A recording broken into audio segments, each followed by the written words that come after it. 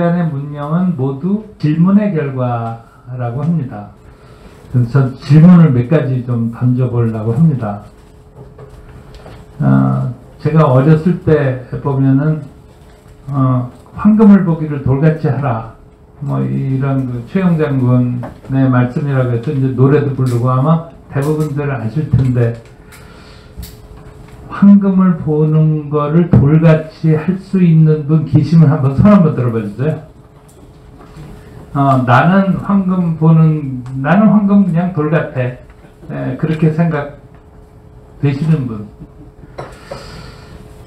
적어도 저는 아니거든요. 저는 황금 보면 그냥 황금 같습니다. 눈이 번쩍 뜰 것 같습니다. 질문 하나 더 할게요. 자원봉사는 자발적으로 하는 거라고 믿는 분 계시면 손 한번 들어보시죠. 이거는 많이 계십니다. 그 어른들은 자발적으로 하는 분들이 꽤 많이 계신 것 같습니다. 그런데 우리가 오늘 조금 이제 포커스를 청소년들에게 둔다라고 할 때, 그 청소년들이 그렇게 자발적으로 자원봉사를 해왔는가를 돌이켜볼 때, 그럼 우리 청소년들은 뭐 열심히 자발적으로 해왔어, 이렇게 생각하시는 분들이 얼마나 계실지 잘 모르겠습니다. 자원봉사를 대입에 반영을 했었습니다. 그랬다가 그걸 멈췄죠. 아쉬워하는 분들도 지금 계시고, 그거 다시 뭐 복구해야 된다라고 하시는 분도 계신데, 그거를 멈췄을 때는 멈춘 이유가 충분히 있었을 것 같습니다. 엄마들이 많이 대신했죠? 솔직해지십시다. 엄마들이 대신합니다. 그러면 학생들은 어떻게 되나요? 대학 사정관 앞에 가가지고 거짓말을 합니다. 그럼 사정관이 물어보죠. 자원봉사 많이 했네. 소방서에서 뭘 했다고? 소방서 어딨지? 모릅니다.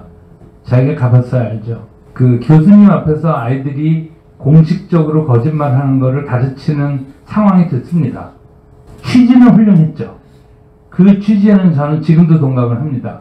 그런데 그 좋은 취지를 가진 것이 왜 이렇게 됐을까에 대해서는 우리가 좀 생각해 봐야 되지 않을까 싶습니다. 자원봉사가 무엇인지에 대해서 물어보면 많은 분들이 다르게 대답을 합니다. 우리나라의 자원봉사는 복지의 한쪽 귀퉁이에 있는 것으로 그렇게 인식하는 분들이 많습니다. 그런데 그거는 우리나라 역사와 전 관계가 있다고 보는데, 6.25를 거치면서 그 힘든 시절, 고아와 전쟁 미망인과 그 힘든 나날을 보태주는데 국가에서는 복지를 챙길 수 없고, 이런데 주로 이제 미국의 뭐 선교사들이라든지 여러 단체들이 도와주는 그 옆에서 같이 봉사하는 것들의 그 연장선상에서 쭉 와서 그런 인식을 가지고 있는 거 아닌가라는 생각을 저는 사실은 합니다. 자원봉사가 복지 전달 체계에 동원되는 인력인가? 조금 이상합니다. 그럼 그들은 왜 자원봉사를 하는가? 자발적으로, 그리고 대가도 없는 일을. 그게 제 질문이었습니다. 제가 상임대표가 되는 그날 자리에서 자원봉사는 무엇인가라는 질문을 하고, 그 질문을 지금 4년째 들고 오고 있습니다. 자원봉사의 정의, 그러면 기본적으로 이제 세 가지를 얘기를 합니다. 1번 자발성, 그 다음에 2번 무대가성, 그 다음에 세 번째 공공성. 그 세 가지는 뭐 누구나 다 인정하는 자원봉사의 정의인데, 첫 번째에서 딱 걸립니다. 자발성. 조금 아까 말씀드린 그대로죠. 그래도 그거를 가지고 고민을 많이 하다가 자발적으로 하라는 얘기는 결국은 하지 않을 권리가 있다라는 뜻으로 해석이 됐습니다. 그러니까 자발적으로 한다는 거는 결국은 자유를 의미하는 거 아닌가, 그렇게 생각을 했습니다. 자발성은 자유고, 그 다음에 무대가성은 어떡하지? 정말 무대가성은 풀리지가 않았습니다. 머릿속에서. 여러분들은 풀리시나요? 그냥 황금을 보기를 돌같이 하라는 식으로 그냥 무대가 나라를 위해서 하지. 그럴 때 내가 그거를 할 수 있나라는 질문을 해보면 과연 대답이 나오나? 전 그렇게 쉽게 안 나왔거든요. 그러면 내가 스스로 쉽게 안 나오는 대답을 남들에게 너희들은 그대로 해라. 대가 없이 열심히 해라 그냥. 요즘에 젊은 친구들 뭐를 시키려고 그러면은 왜 대가도 없이 시켜 하는 반발하는 것들 겪으신 어른들 많을 겁니다. 자원봉사 잘못 가르친 그 결과 아닐까요? 그러다가 생각한 게 주인이었습니다. 주인은 대가를 바라지 않습니다. 주인이 자기 방을 청소하는데 청소하고서 누구한테 돈 달라고 손 내밀지 않습니다. 그건 주인만이 하는 거다. 그런 생각을 하게 됐습니다. 그래서 제가 아까도 자원봉사라는 거는 주인이 하는 거 아니냐. 머슴은 봉사를 하지 않습니다. 구휼이나 자비, 시혜가 아닌 근대적인 의미의 자원봉사의 뿌리를 보면 그건 유럽에서 시작되는 그 민주주의와 괴를 같이 하는 걸로 저는 이해를 하고 있습니다. 민주주의의 발전이라는 게 뭔가 하면은 왕이나 영주가 상권 플러스 경제 배분권을 다 가지고 있던 나라에서 민간이 소위 경제 부가 가치를 갖게 되고, 그러니까 왕권과는 뭐 너무나 당연히 갈등이 생기기 시작하죠. 그러면서 소위 시민정신이 싹트고, 자원봉사가 함께 자라왔다라고 저는 그렇게 이해하고 있습니다. 우리가 민주국가라고 하는 것이, 우리는 민주국가 그러면 늘 시민정신 얘기하고 시민교육한다라고 그러는데, 시민교육한다라는 건 뭐를 교육하는 거죠? 결국은 여러분들이 나라의 주인입니다라는 것을 교육하는 거 아닌가요? 여기 계신 분들은 우리나라의 주인들이십니까? 정말 그렇게 생각을 하십니까? 제가 어렸을 때 듣던 우스운 얘기 하나 할게요. 저희 어렸을 때는 선거 때가 되면요, 막걸리하고 고무신이 이제 판을 칩니다. 그걸로 표가 왔다 갔다 합니다. 그래서 시골에 있는 어떤 분께 제가 여쭤봤어요. 아니, 막걸리 한 잔 얻어먹었다고 그 국민의 신성한 권리인 표를 팔아요? 이제 이러고 씩씩대면서 얘기를 했더니, 아니, 후보가 둘이 있는데, 한 후보는 막걸리도 안 주고 아무것도 안 주는데, 한 후보는 그래도 와서 막걸리를 줬으니 그 사람 찍어주는 게 의리지. 그 말씀도 일리가 있네. 어렸을 때 그런 생각을 했던 적이 있습니다. 우리에게는 민주주의가 주어졌습니다. 그냥 어느 날. 우리는 왕이 나라의 주인이든 그런 나라에서 살아왔습니다. 조선말까지. 고종이 그냥 나라 휙 넘기니까 그냥 나라가 없어진 겁니다. 우리는 싸워보지도 못하고. 그러고선 식민지하에서 살았고, 그리고 갑자기 민주공화국이라는 제도가 들어옵니다. 국민들이 주인이라는 것을 전제로 만들어진 제도로 보입니다. 동의들 하십니까? 거꾸로 얘기하면 주인이 주인 노릇을 안 하면 제대로 작동될 수 없는 그런 제도라고 저는 생각을 합니다. 우리는 주인이 무엇을 어떤 행동을 하는가에 대한 훈련을 제대로 받아보지 못한 것 같습니다.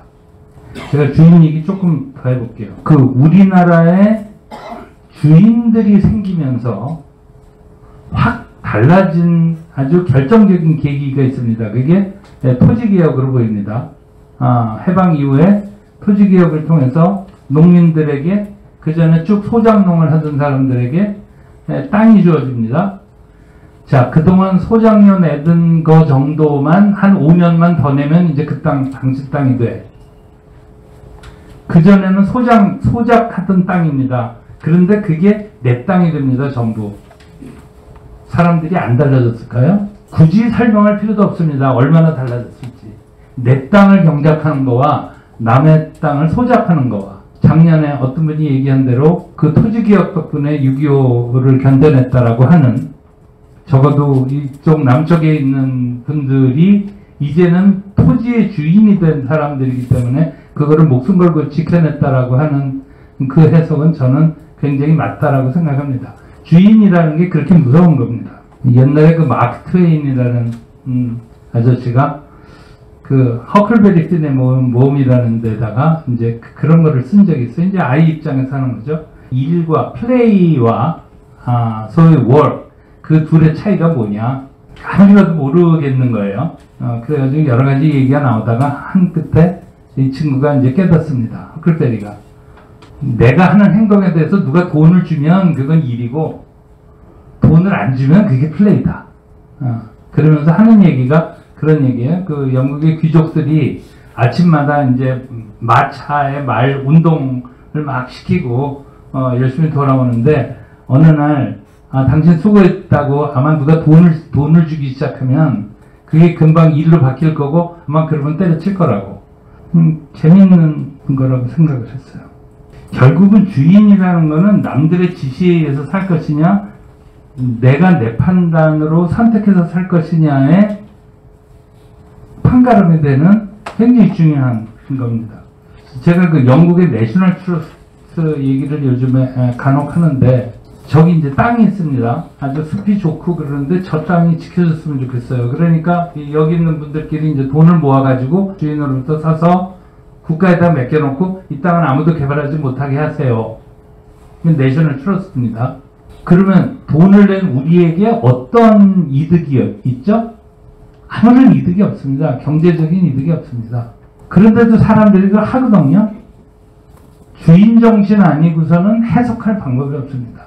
이 땅이 내가 여기 주인이고 내 후손들이 살아갈 땅인데 이거가 개발되면 안 되겠으니까 우리가 돈이라도 내고 사서 지킨다.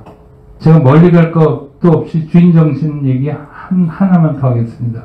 우리 이배우 위원장님 10년에 걸쳐서 우리나라 전국 서원을 유네스코 세계유산으로 등재하느라고 10년을 애를 쓰셨습니다. 위원장님 뭐 돈이라도 좀 챙기셨나? 무슨 아무것도 챙기신 거 없는 것 같거든요. 왜?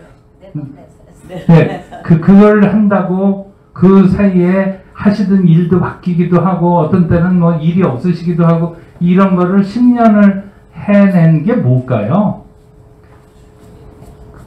우리나라 주인이시기 때문에 그렇게 하시는 겁니다. 그거 아니고서는 설명할 방법이 없어요. 박수 한번 쳐줍시다.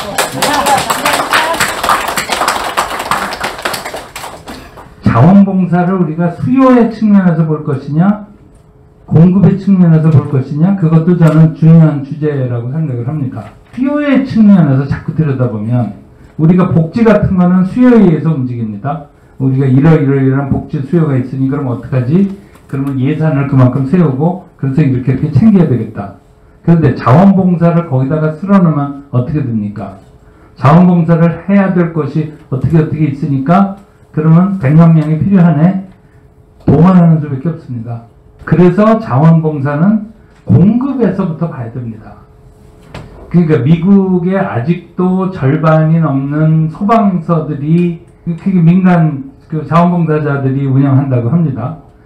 땅덩어리가 크니까 거기에 다 할 수도 없겠고, 그러니까 그 마을에 장비 정도 줘가지고 불나면 당신들이 꺼 이런 건데 그거 할 사람이 있어야죠. 나는 파이어파이터가 돼가지고 그걸 하겠어라고 하고 나서는 사람이 없으면 장비 갖다 놔도 소용없는 거 아닙니까? 그래서 자원봉사는 공급이 먼저 준비되어야 가능한 거다라는 말씀 드리고요. 마지막으로 한 가지만 더 말씀드리고 싶은 게 교육입니다.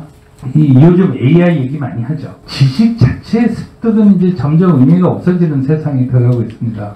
그런데 아무리 그래도 옛날에 영국에서 러다이트 운동 산업혁명 되니까 기계 때려 부시고 그러던 비슷한 일이 지금 벌어질지 모르겠는데요. 아무리 세상이 바뀌어도 아까 위원장님 말씀대로 주인은 사람들입니다. AI를 쓰는 것도 사람이고 전부 사람이 하는 겁니다. 모든 게 사람을 위해서 하는 겁니다. 뭘 가르쳐야 될까? 어떻게 가르쳐야 될까? 결국은 아이들에게 각자가 자신의 삶의 주인으로 산다라는 게 어떤 건지를 저는 가르쳐야 된다고 생각합니다. 내가 세상의 중심이다. 내가 없는 세상은 의미가 없다. 그거 전 가르쳐야 된다고 봅니다. 세상 어디에도 핑계댈 데가 없습니다. 남 탓할 수가 없습니다. 남 탓해서 나한테 무슨 이익이 됩니까? 어떤 분이 해주신 말씀이 행복의 조건으로 세 가지라고 말씀을 들었어요. 하나는 사랑, 그 다음에 인정, 소속. 이 세 가지가 행복의 세 가지 중요한 요소라고 들었어요. 저는 굉장히 공감을 했는데 가만히 보면 이 세 가지의 물질적인 건 하나도 없습니다. 이 세 가지가 다 인간들의 관계 속에서 벌어지는 그런 감정들입니다. 그죠? 우리 아이들이 행복하게 자라야 되지 않겠습니까? 여러분들은 아이들을 경쟁 속에 내몰고 있지 않습니까? 제가 좀 못나가지고 성장기에 사실 고민을 굉장히 많이 했었습니다. 뭐 이래도 밀리고 저래도 밀리고 뭐 이것도 못하고 저것도 못하고. 그런데 그냥 마음 움직이는 대로 뭐 이 사람도 도와주고 저 사람도 도와주고 그냥 그러면서 살았습니다. 제가 36년을 지금 사업을 해오고 있는데요. 소위 이 공급 체인에서 맨 바닥에 있던 공급처에서 결국은 맨 꼭대기까지 올라갔습니다. 어떤 분이 저에 대한 책을 쓰시면서 제가 막 싸우면서 그거를 올라간 줄로 아시더라고요. 싸웠으면 절대로 못 올라가죠, 그게. 어떻게 해서 올라가졌느냐? 그 앞에 있는 저희 바이어, 저희 갑을 온 힘을 다해서 도와줬습니다. 그 갑이 자신의 갑에게 저를 소개했고 또 그 갑을 위해서 온 힘을 다해서 도왔습니다. 그렇게 한 발 꼭대기까지 올라왔습니다. 그걸 제가 싸우려고 했으면요 진작에 날라갔죠, 소위 말해서. 우리 삶이 그렇습니다. 저는 확신하는데 요즘에 리더 교육들 많이 합니다. 누구든지 자기가 주도적으로 하고 싶어 합니다. 그런데 10명의 리더가 하나 샀다라 그러면 9명이 리더로 세워줘야 될 거 아닙니까? 그 한 사람의 리더를 어떤 사람을 세우고 싶어 하겠습니까? 이 9명이 저 사람이 리더가 되면 우리들 전체를 위해서 제일 잘해주겠어. 우리한테 제일 도움이 되겠어. 그런 사람을 뽑아주고 싶지. 저 사람 뽑아놨더니 저 혼자 잘난 척하고 저 혼자 고운 다 내세우고 그런 사람 앞에 세워주고 싶겠습니까? 그런 것들을 가르쳐서 아이들이 행복하게 성장하면 좋겠습니다. 아까 위원장님이 말씀하신 인성교육, 김태희 교육감님이 말씀하신 인성교육, 제가 생각하는, 저도 그걸 인성교육이라고 부른다라고 그러면은 같은 얘기가 아니겠나 싶습니다. 배려를 가르치고, 기여를 가르치고, 사람이 4살 정도만 되면은 소위 그 컨트리뷰션에 대한 그런 인지가 있다라고 그럽니다. 뭐를 시키려고 하면은 안 하는 애가 너 이거 하면 그 집안에 굉장한 기여가 되는 거야 라고 하면은 삐죽이 웃으면서 한답니다. 우리 본능에 있는 것 같습니다. 그러니까 그 본능들을 누르고 너 쟤 이겨야 돼, 옆에 애들 이겨야 돼, 네가 무조건 1등 해야 돼, 이렇게 애들을 내몰지 않고 교육하는 것을 우리가 할 수 있는 가장 좋은 방법이 저는 자원봉사라고 생각합니다. 여기까지 말씀드리겠습니다. 감사합니다. 네, 감사합니다.